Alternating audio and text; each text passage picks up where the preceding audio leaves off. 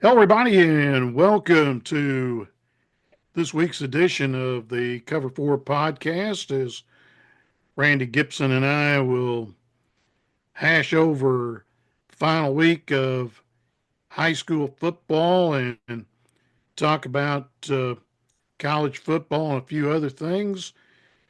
First things first, Tahlequah, well, they defeated the Hale Rangers 61-0 in the rain Friday night here at Doc Wadley Stadium, but they come up on the short end of the stick because they go 6-4 but don't make the playoffs. They wind up tied for fourth with Collinsville, but Collinsville beat them in the regular season by the score of 35-21 at their place, and that proved to be the tiebreaker. And Tahlequah on the outside looking in as far as the playoffs are concerned. So still a good year, but the nemesis of Collinsville and Claremore, two teams that have had our number for several years, bite the Tigers in the backside, and we don't get in the playoffs. Yeah, that's too bad. I was really pulling for those guys. I was hoping they would at least make it, into the playoffs and everything. But still, congrats to a good year. Yes. Overall. Well, it's a whole lot better than 3-8 and Absolutely. being 6-2. Yeah. That's the difference of being in 6A Division II, and you wind up taking 6 teams instead of 4 like you do in 5A and all the way down to Class C. Mm-hmm. But you look at the bracket, and Del City won the district. Pryor was second in the district. They beat Claremore for the right to be the host of the first round ball game between the second and third place team out of the other district. So Claremore winds up third, and Collinsville's got to go to Booker T for the first round of the playoffs. So that's not going to be easy. Yeah, not easy at all. But there is a team from Cherokee County that did make the playoffs, and it's the Sequoyah Indians. Sequoyah at 5-5 on the season, but they were 4-3 in the district. They lost to Metro Christian 49-7 Friday night in Tulsa, and they got to make another trip to the Tulsa area. They got to go south of Sapulpa, and they take on the Kiefer Trojans in the opening round of the playoffs Friday night at 7 o'clock. Don't know if that game will be on the internet or not. I have not looked to see if Kiefer has gotten approval to have their game shown on the internet. They have to go now. Everybody's got to go through the OSSAA in order to have the games online. Unlike radio would automatically be approved, but with the advent now of YouTube and the internet, teams are streaming their ball games, and a lot of them are done by the students. So that's a possibility. You might check the OSSAA website and see if they do have a listing of the games that will be on the internet that have been approved by Van Shea Ivan and the OSSAA. For Keys, they wound up 3-7 and 2-5 in the district. They lost to the Wyandotte Bears 27-6 in the home finale Friday night down at Jerry Hood Field. So Cougars heading to the basketball court, getting ready for basketball season. New coach down there for the boys as former Westfield head coach Ron Dunaway takes over the Cougar basketball program, and he drug his assistant Chip Collins with him to Keys. So they will be patrolling the sidelines when basketball season starts up right after Thanksgiving.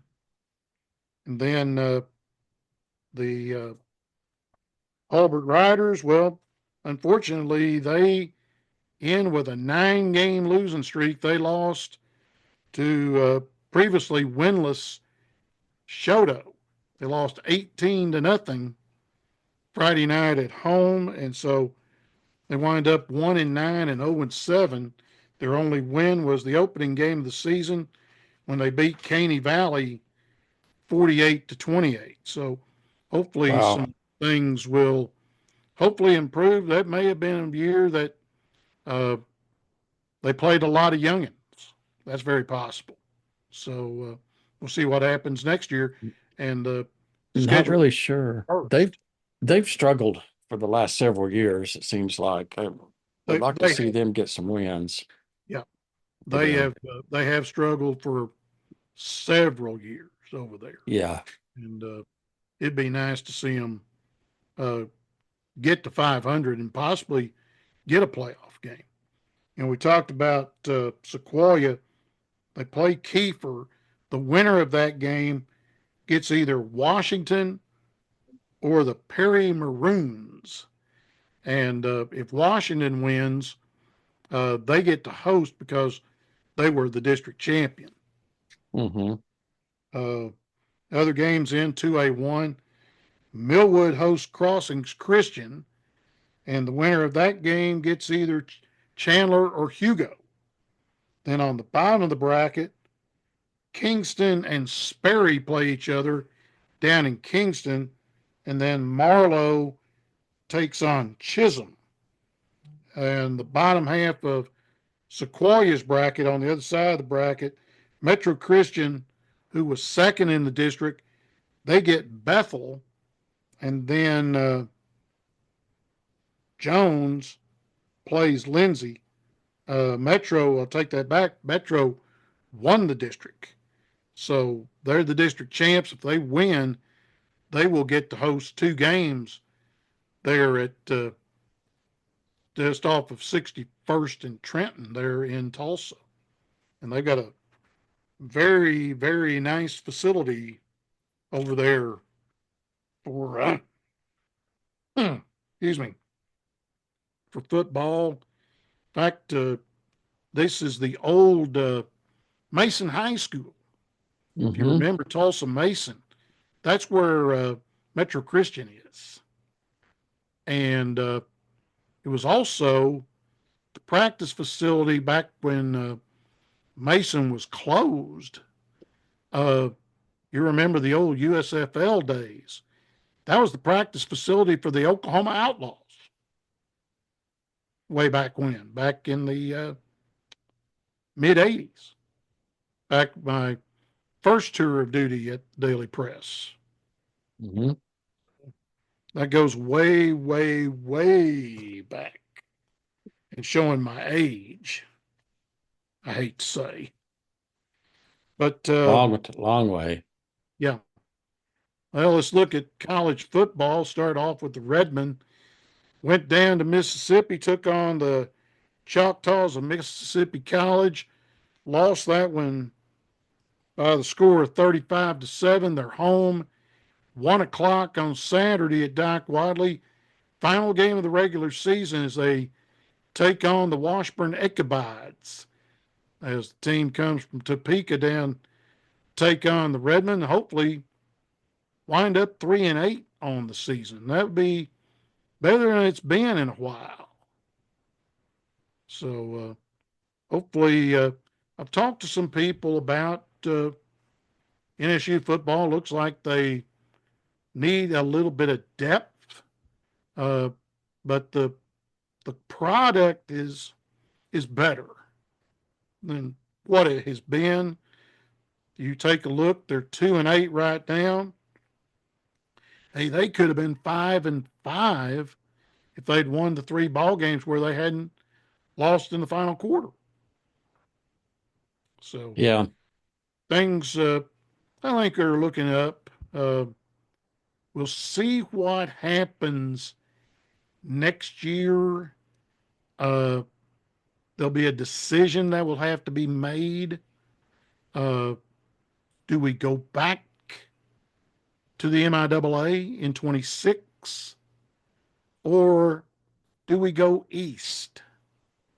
Do we go into the Great American, which I hope we do? I was going to That ask you, which do you think would be better for them to do overall? uh, go go east, go into the Great American. Uh, we would see more cheeks in the seats, and I'm talking visitors on the visitor side Mhm. and also on the home side. Now you're playing people that you know. You're playing Mhm. the people you used to play: Northwestern, Southwestern, Southeastern, East Central.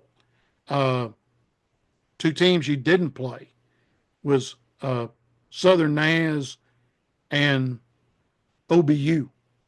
But then you play Arkansas schools. You played everybody. Arkansas Tech. That was always a big rivalry game that they used to play at Mayo Thompson Stadium in Fort Smith. They I used to would play as a really, neutral site. I would really like to see them go back to playing the likes of Southeastern and Northwestern and Yes. Yeah. kind of those other regional schools. Yeah. You get Arkansas Tech, Hmm. Harding, Henderson, Ouachita Baptist, Hmm. Arkansas Monticello, and Southern Arkansas. Now, let's talk about this for a sec. This is the final week of the season for everybody in Division Two. And the most unique ball game in college football takes place this weekend in Arkadelphia. It is the 97th meeting of the Battle of the Ravine.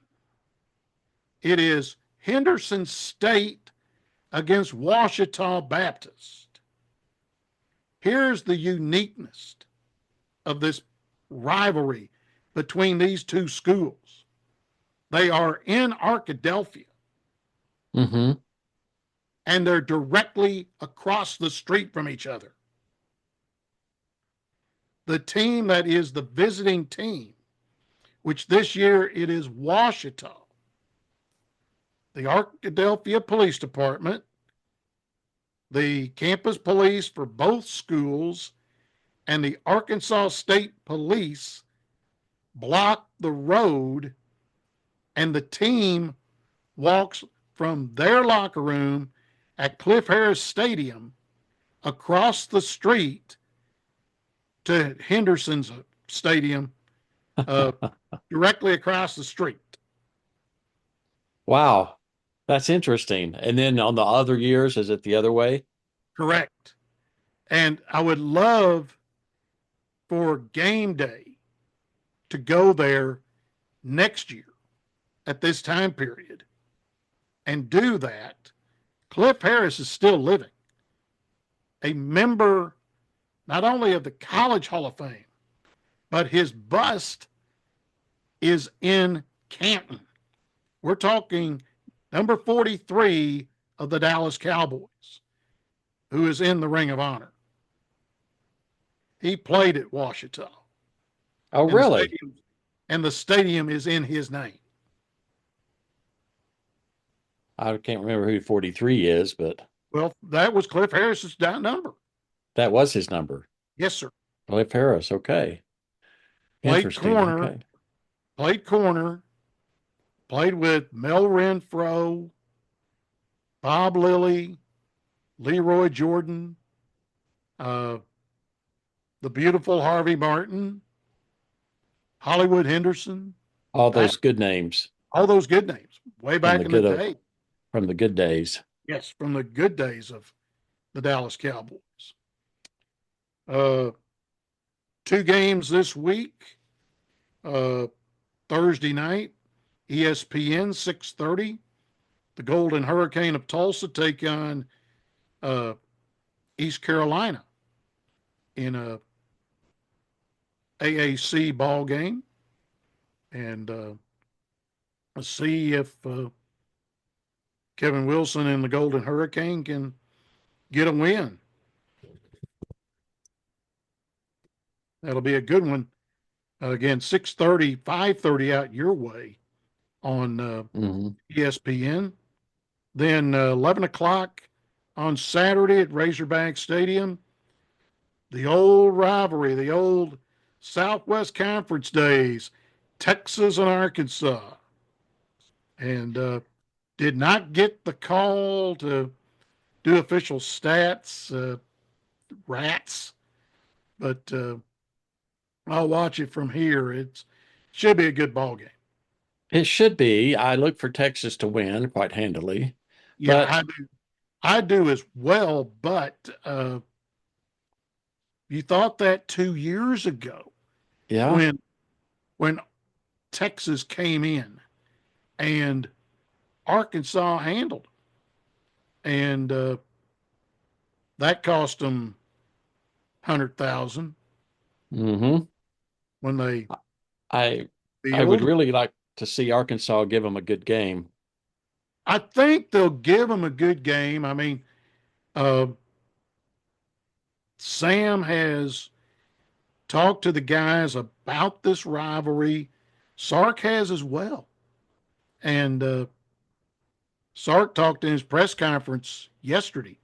I was watching it on Facebook, and he said, "I don't know what Daryl Rule did to Arkansas back in the day, but they hate our guts." Uh,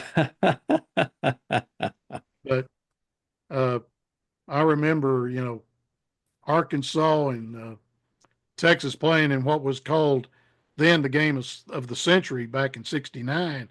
Both teams were 9-0 with a Cotton Bowl and a national championship possibly on the hmm. line. Hmm. In 34-degree weather, it started icing up. Uh, we lived in Springdale at the time at the start of the season. By that time, we had moved from Springdale to Muskogee, had tickets for the game, and we didn't go because it was getting slick. Hmm. And remember James Street getting a 2-point conversion to make it 14-8. And then Texas scored again. And the kicker for Texas, with a unique name, Happy Feller, kicked the extra point and defeated Arkansas 15-14. Texas won the game and went to the Cotton Bowl, and I believe they defeated Notre Dame in the Cotton Bowl and won the national championship that year. It was one of a couple of times that Notre Dame and Texas hooked up down in the Cotton Bowl, and that was the real Cotton Bowl. Now it's played at Jerry's Place, and it's a Yeah. whole lot better and a whole lot safer. Yeah. So, uh, OU and OSU are off this week. They get ready Hmm. next week. Uh, OSU, they've got the Red Raiders of Texas Tech coming in for Senior Day. And OU, well, guess what? They've got Alabama. Alabama. Another rough. It's going to be another rough night, I'm afraid, in Norman. Can you say at when the clock hits zeros that $1 million band is probably going to be cranking up Rammer Jammer? Probably so. You know, last week against Missouri, was really hoping to pull out a win and should have had it. Had the Yeah, lead with 2 minutes to go in the game. Four fumbles last week against Missouri, and you just can't do that to any. It's hard to come back from any team when you do that, but especially an SEC team that's ranked as good as Missouri. I mean, you just can't overcome that when that no, happens. no. And it's that's what's going to be hard right now is that you look at the schedule, you've got Bama next Saturday night. Well, next Saturday, they haven't determined when the game is yet. Well, yeah, they did. I did tell you. It's going to be 6:30 on ABC. So they just announced that Hmm. yesterday. So it's an ABC night game, uh, mainly because it's Bama, I think. Probably. I would assume so. And it's And two, then, even though Oklahoma's struggling, it's still two iconic programs going at it, you right. know. And then they'll announce next Monday about the LSU game. Look for it to be on SEC Network and look for that to be a Louisiana Saturday night. Well, you've said that since the summer. I'm Oh, yeah. sure those. And, That, you know, Oklahoma, it's going to take a miracle for them to be bowl eligible at this point because yeah, it didn't happen against Missouri and it didn't happen against South Carolina. And it's just the odds are really slim for yeah, Oklahoma to be bowl eligible, which is the first time since 1998, sadly. yeah. And that's going back to John Blake. It is. It So, is. I mean, a lot of people are screaming and yelling already, but Yeah, they are, but Brent's not going to go he's going to anywhere. stay. He's going to stay with Brent, but he's going to say, we got to get, Going to you get know, this offense. we got to get the offense going. We know we got the defense. Yeah. I think defense is okay, It is. but offensively, who do you go to uh, as far as an OC? There's the Yeah. $64 question. Who out there do you go to get this offense going again? Uh, At this point, I really don't know who's out there that they can go to. uh, do you let me throw this name out there? And he's currently in the Big 12 and across the border. What about rating Sonny Dykes' staff at TCU? Well, What about Kendall Briles? could be Here comes, interesting. uh, a disciple of the Pirate, Mhm. Mike Leach. He has that mentality. He runs that type of offense. I think you got to get somebody that's within the Mike Leach coaching tree. Hmm. Uh, you know, I do the too. the air raid Yeah. offense. Uh, somebody that can run the air raid, which is kind of like a modern day version of the veer, so to speak. RPOs. You probably ask guys. I have never met Petrino at Arkansas, Hmm. but I'd like to ask him and say, hey, the RPO game, the air raid, is it an offshoot of the old veer offense? And I would probably hear him say that it probably is. Uh, Charlie Cooper would probably be one here in town to ask. You know, he was a veer offense, you know, four wide back in the day, back whenever you were in school, back when Charlie coached, whenever you were playing in the band here at Tulsa. Mm-hmm. Right. So Yeah. that's something, I'd have to ask him about. Excuse me. Yeah. But that's where that may be where OU needs to look as far as uh, that type of offense. Maybe. Going back to the air raid. And along with that, they need a quarterback coach Yeah, very badly. very bad. I mean, I think not only a quarterback coach, they need a quarterback. Yeah.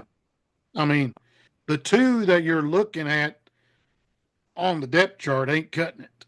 No, they're not. You get Arnold in, and then he has the horrible game against Tennessee.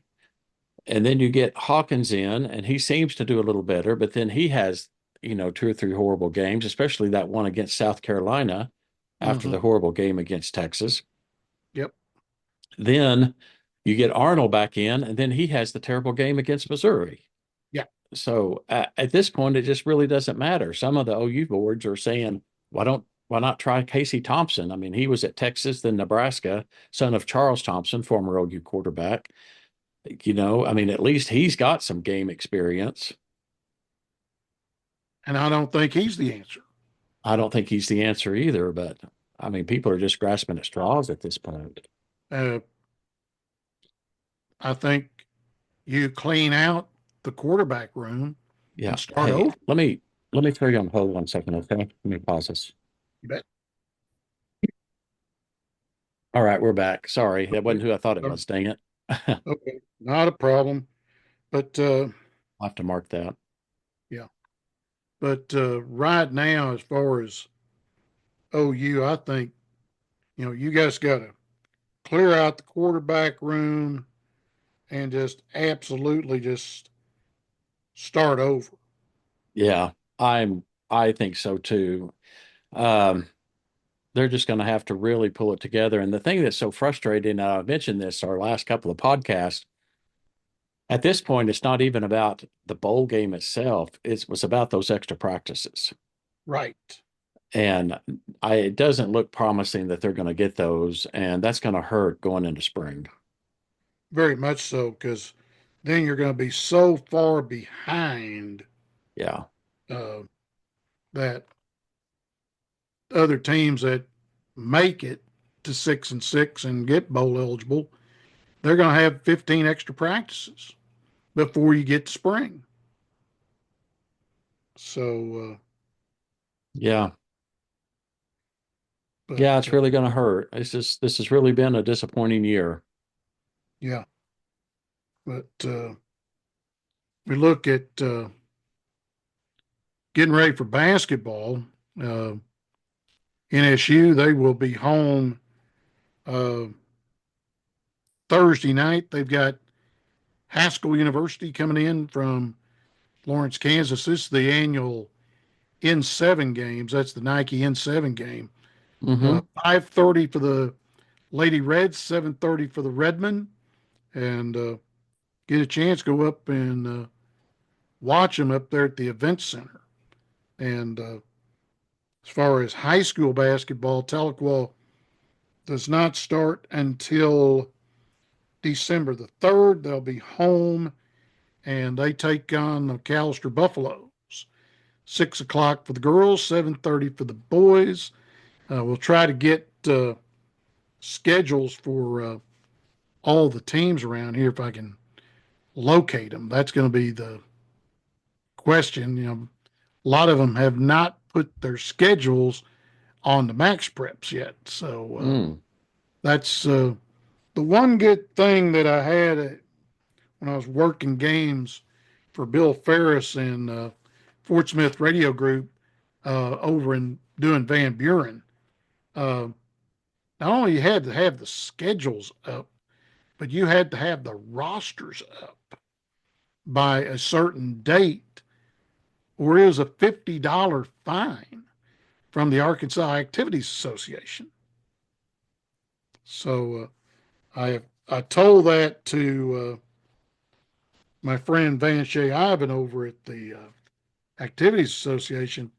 He said that wouldn't fly. I said, bull, you do that and you reach into their pocket, the school's pocket, saying, hey, your coach did not do what he was supposed to do. And that's put these up on Max Preps so everybody can get them. And they have absolutely no problem in Arkansas uh, getting the rosters up. The only thing I had to do was call over there and get the, they put like, I'll give an example, Harbor over at Springdale on their girls roster, they'd have like 25 girls. And I'd say, hey, who's the 15 you're going to put out there? Then they would tell me who it would be. And then I could get my charts ready to go for that ball game between Van Buren and Harbor or whomever it may have been over there. So, well, what about the Holy War and the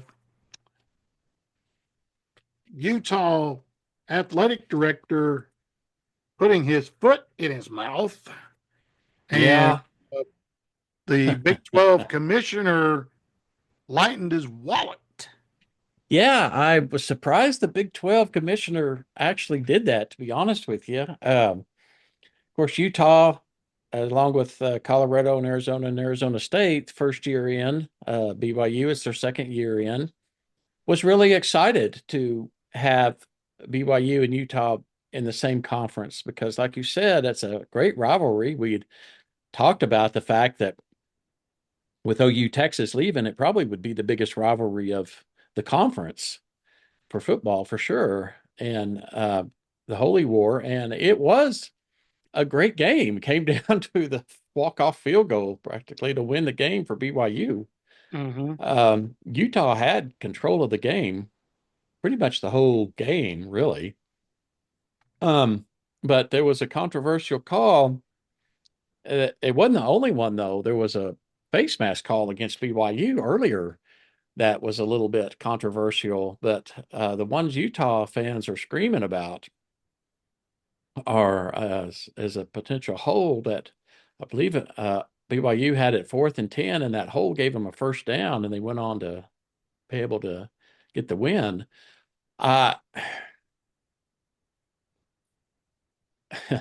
Utah in Salt Lake City is a whole lot different than BYU in Provo.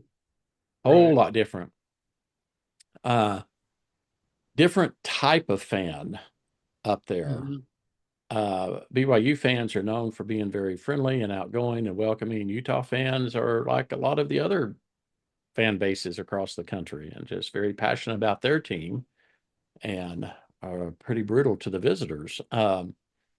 And this one being a rivalry game, the fans have been kind of going back and forth at it. But like you said, the athletic director, not Kyle Whittingham, the athletic director opened the post-game press conference and basically came right out and said the official stole it from Utah. And Big 12 commissioner didn't like that and fined him $40,000. That would have been he's lucky that it was the Big 12 commissioner and not Greg Sankey. Yeah. You just don't do those sorts of things. No, you don't. And I thought it was pretty unsportsmanlike. I understand the frustration, especially with Big 12 calls. Oklahoma and Texas both felt like they got horrible calls their last 2 years in the Big 12 that went against them. I still think about that one that Oklahoma got in Stillwater when Drake Stoops was pushed out of the end zone and the Mm-hmm. ball was coming to him, and there was no pass interference call that would have Mm-hmm. given Oklahoma that game. Yeah. But you The take it and game you go on, I'm looking at you the know. game pack. Finally found it from had to go to Utah's site. Uh, the game started at 8:25, got done at 12:12. It was 3 hours and 48 minutes. Uh, Kevin Marr was the white hat, who's one of the better officials in the Big 12, and that was you know, like I say, they're going to bring for a game like that. They would bring their one of their top crews to call that ball game. Yeah. And Marr is one of them. Uh, but yeah, if that would have been Sankey, uh, the fine would not have been 40 grand. No. Uh, Greg would have been, I think he would have started at 75,000 and may have been, it may have been 100. So he Maybe. might be lucky that he didn't get blasted with something a whole lot bigger. And that's going to be probably uh, the guy who is the commissioner told him he had 40, it was 40,000, an official reprimand on top of it. Mm-hmm.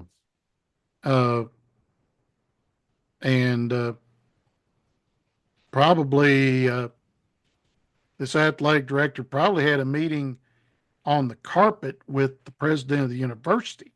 I'm sure he did. It gives the university a very bad look Yeah, yeah, because this was a game that Utah hasn't fared as well as they thought they would this year. Of course, Cam Rising, their quarterback, got hurt got early in the hurt. season, and Yeah, but I mean, it's just like Oklahoma. You get hurt, and you just muddle through and do the best you can. right. Yeah, But they, I think they were pretty confident that they were going to run the Big 12 because they had been, they'd done pretty well in the Pac 12. right. Yeah, And, and it's but a whole now, different ball game yeah. in the Big 12 because you've got some schools you hadn't seen before. You And know, that makes a difference. And that's something I've noticed being in the SEC too. It's just a whole different way of playing yes, it is. between the two The conferences. SEC compared to the Big 12 is much more physical, Yeah, very much. and they were not ready for that. No Yeah. way, shape, or form. And I'm talking coaches, players, and especially the fans. Mm-hmm. They thought, okay, we're coming into going from the Big 12 to the SEC. We've been the kingpin of the Big 12. We've run roughshod over everybody. Uh, we're going to go 10-2, 11-1, go to the SEC championship game. I said, like Corso, not so fast, my friends. Mm-hmm. I have been seeing this with my own two eyes since Brent Bielema was the head coach at Arkansas. Mm-hmm. And this is a whole lot different than the Big 12. You play Alabama home and away. You Mm-hmm. play Tennessee now with one of your own, Josh Heupel, running the Yeah. show. Right. You got lucky you didn't run into Georgia. And Yeah. Georgia's down. Georgia's down this year, but Georgia would still. have run over OU this year. Mm-hmm. Even as bad as Kirby is this year. I mean, they've got a big one in Athens Saturday. Game day's down there, and it's against Tennessee. And they've got this is essentially you got to win this game to stay in the top 12. And we're going to find out who's going to be in the top 12 here in about 4 hours, right after Michigan State and Kansas play basketball tonight. They'll come out with the second college playoff poll, and it will be real interesting to see what happens. Is Georgia even going to be in there after they got slapped by Ole Miss? Yeah, that was a surprise. Yeah. Going back to BYU for a second, though, I did see the rankings for this week. They did move up to number 7. Yep. Mm-hmm. Still undefeated. They got the Kansas Jayhawks Saturday night here in Provo for a night game. So, possible. And it's cold here. It's cold here today too. It was spitting snow a while ago, and it's really the temperature really dropped this afternoon. So, get ready to bundle up Saturday night. Can we say a whiteout again? Probably so. They haven't announced it, but I would imagine. Whiteout and possible snow Saturday night. Yeah. We'll see. Better take hot chocolate with you, or get hot chocolate at the stadium. One of the two. Another team that's looking at a possible trip to Dallas in the Big 12, and that's Prime. Yeah, that's he kind of come up running late, but he's kind of like in a horse race, the one that's in the back of the pack that's making a run for the win. Mm-hmm. What about BYU and Colorado in Jerry's world? That is very possible, and that has been a very big topic of discussion here in Provo.